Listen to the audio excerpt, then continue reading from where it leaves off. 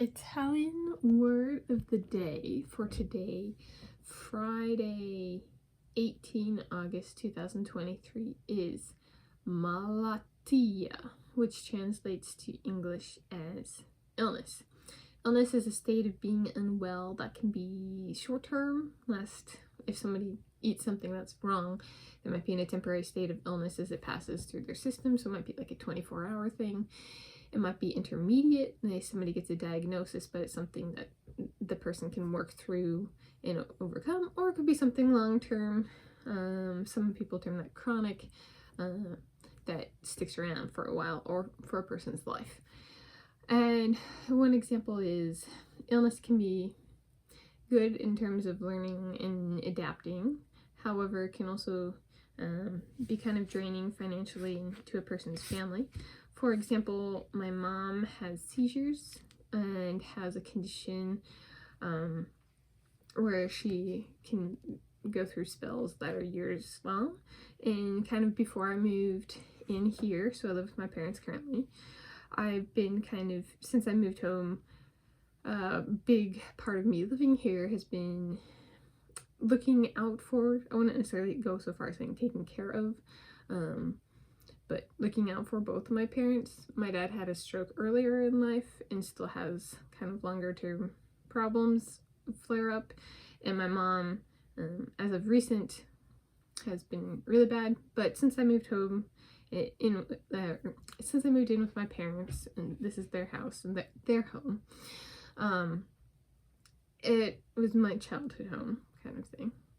I have been looking after her in ways that I can, and so like when I moved in 2019, it has been expected that I'll drive her places if she needs help driving.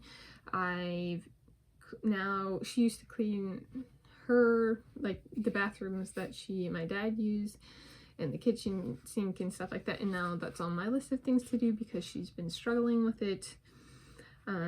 If she has a seizure, she can't drive for 6 months, but she doesn't want to have a seizure while driving, which she has had happen, and that was not too long before I moved back in here in 2019, and then she's afraid to drive even when she can drive.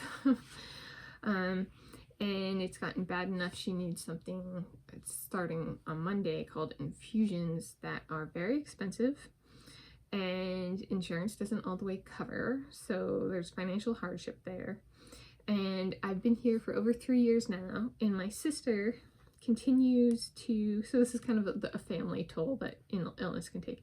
My sister kind of continues to ask for favors for my parents, like putting a boat in the driveway and making my dad move his car from where he normally parks, but she doesn't really do anything to help out. And so it would be great, Lindsay, if you're watching this, I request you move in here, and so I get to move home, and I can move home /in with my soulmate and or soulmates, if I have soulmates and or soulmate.